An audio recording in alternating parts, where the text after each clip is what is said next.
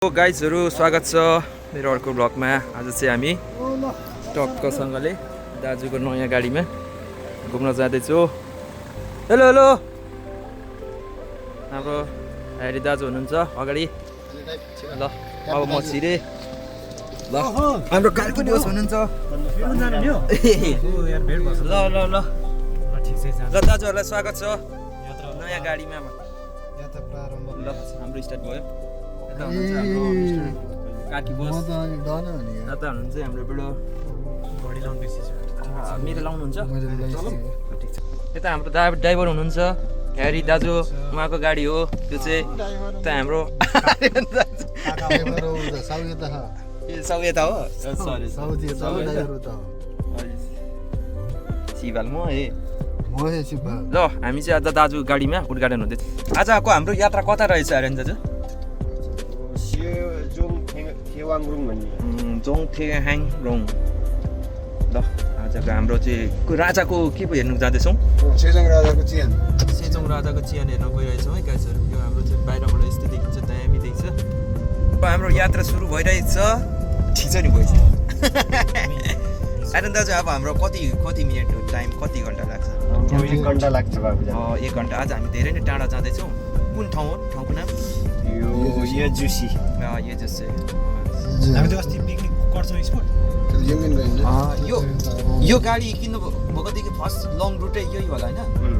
ल यता हाम्रो दाजुको चाहिँ गाडी हो। अब हामी यस्तै हो। यता अनि भिडियो के भन्नु छ तपाईँ? अनि चाहिँ एकदम बहुत गजब छ। नयाँ कसैलाई फोन गर्नुपर्छ न कसैलाई कि सिधै आफ्नै आँगनमै छ गाडी। टक्क जाने हो, गाडी ठटाउने हो। हेलो गाडीको साउबाजी आइहाल्नु पऱ्यो, हामीलाई चाहिँ लगिदिइहाल्नु पऱ्यो भन्ने हो। आइहाल्छ नि पुरा।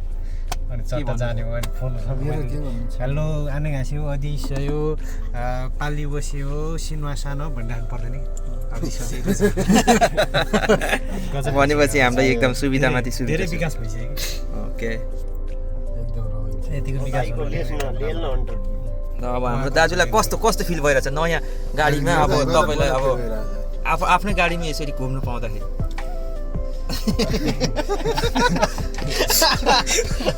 यसो सुनाउनु पर्यो त। तपाईँको एक्सपिरियन्स नेपालमा चलाउँदा र कस्तो रह्यो क्या? कोरियामा चलाउँदा चाहिँ कोरियामा चलाउनु धेरै सजिलो नेपालमा भन्दा। कस्तो फिल चाहिँ कस्तो अनुभव भइरहेछ? कस्तो मजा सुरुमा त्यसपछि के हुन्छ हेर्दै जाऊ। पछि ड्राइभर दाजुलाई दिक्क लाग्छ। पछि कस्तो के हुन्छ अब अर्को नेक्स्ट भिडियोमा भन्छौँ हामी। यता आर्यन दाजुलाई कस्तो लागिरहेछ त? दाजुलाई त झक्कास एकदम। चलो अब चाहिँ हामी हाम्रो डेस्टिनेसनमा आइपुग्यौँ है।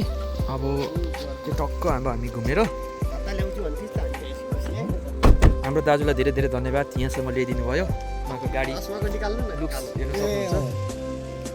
एकदम ठाउँ चाहिँ बवाल छ है, बाहिरको हेर्नु सक्नुहुन्छ। यहाँ चाहिँ एकचोटि चाहिँ आउनुपर्ने ठाउँ रहेछ। गरम फेरि त्यस्तै छ है, अनि लास्टै गरम बढिरहेछ। मस्त बसेर सो यो गर्मीलाई चिलमा हेर्ने ठाउँ रहेछ।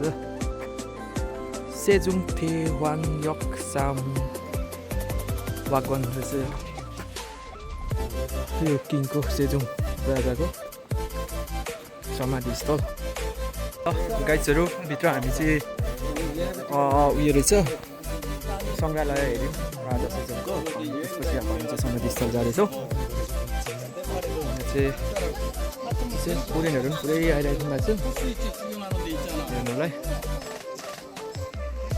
यो राजा सेजोङ भनेको चाहिँ उहाँले चाहिँ ट्याक्कोसँगले उयो बनाउनु भएको रहेछ। यो कोरियनहरूले पढेको शब्दहरू चाहिँ उहाँको पालनमा भएको।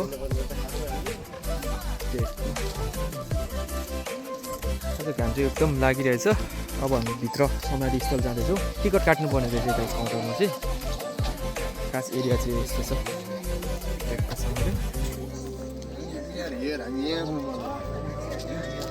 म्यापमा हेरेर जानुपर्ने हुन्छ। घाम चाहिँ एकदमै बवाल लागिरहेछ।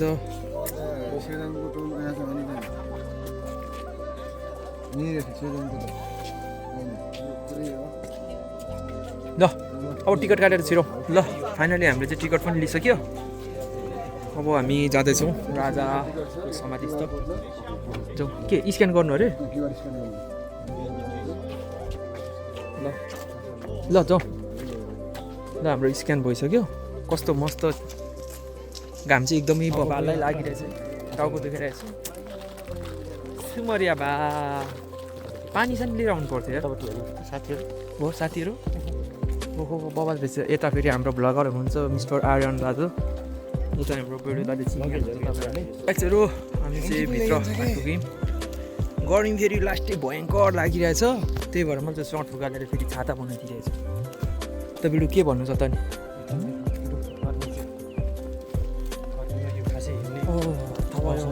प्रतिक्रिया जाओस् त के जाओस् आवाज आवाज निमु भाइ ल गाइजहरू सबले यसो डबल ट्याप हान्नु डबल ट्याप हुँदैन सरी यसो लाइक साइक हानेर सब्सक्राइब गर्नु नभल्नु होला बेल आइकन एक बजा युट्युबमा होइन गाइजहरू यहाँ चाहिँ माछाहरू पनि रहेछ है पुरै कत्रो कत्रो माछा यार लास्टै ठुल्ठुलो रहेछ त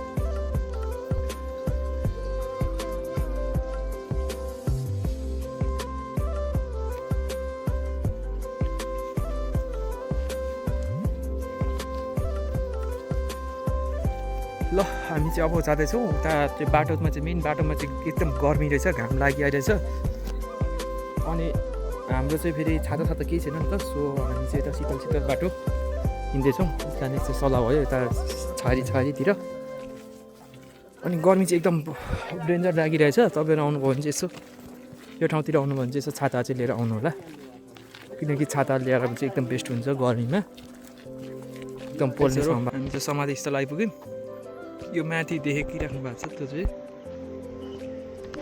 यो चाहिँ समाधि स्थल हो अनि हामी चाहिँ फर्क्यौँ ओ माथि नजाने बिडो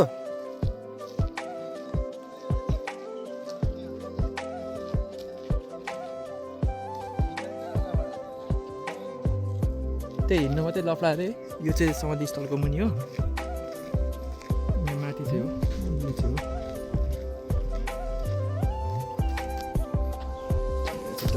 पढ्ने बुकहरू पढ्ने लाइब्रेरी जस्तो राखिदिएको छ यता ओह गर्नु फेरि त्यस्तै छ के छ हौ यो त फुटबल चौरी लास्टै बोबाल हुन्छ त यहाँ त लास्टै नि ल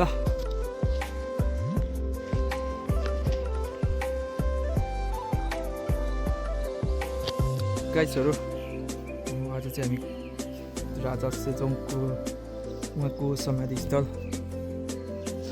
घुमेर अब चाहिँ हामी फर्किँदैछौँ त्यस्तै छ हाम्रो ऱ्याप गइरहेको छ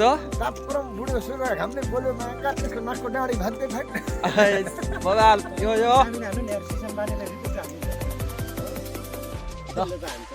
ल आर्यन दाजु तपाईँको एउटा ऱ्याप जस्तो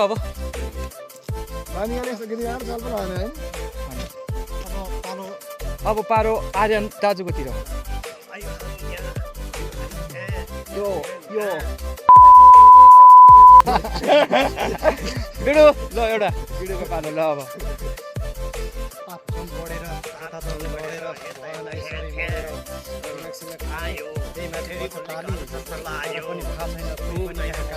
हरायो यो तापक्रम बढ्यो खुम्ले खारे पोल्यो आँखामा शीतल भएन तापक्रम बढ्यो सबै त्यसको नाकको नाडी भान्थे पढाएर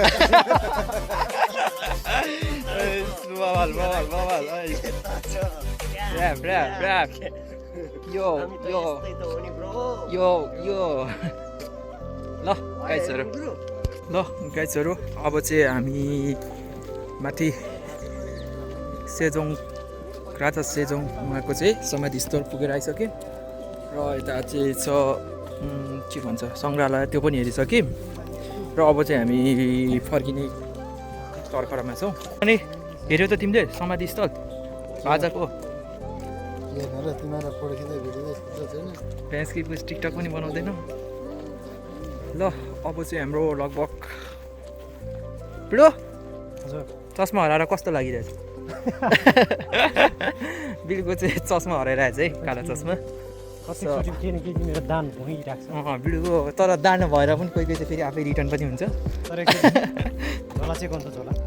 होइन बिडु यहाँ बोतल छ यार अब चाहिँ हामी घुमेर पार्किङ लट आइसकेको छौँ अब चाहिँ हामी यहाँबाट रुम जानुपर्ने हुन्छ हाम्रो फेरि यो BMW त होइन दाजु झुकिनु हुन्छ वाइट वाइट छ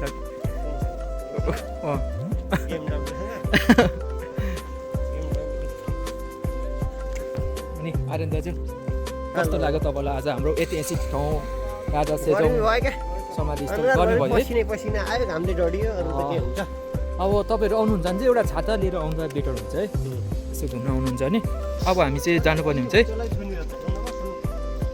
ल त दाजु अब हामी लागौँ होइन ल गाइड्सहरू यता हुनुहुन्छ हाम्रो फोटो ल ठिक छ ल गाइड्सहरू बसौँ है ल अब चाहिँ हामी लाग्यौँ होइन अरू फाइनली अब हामी चाहिँ कम्पनी आइपुग्यौँ है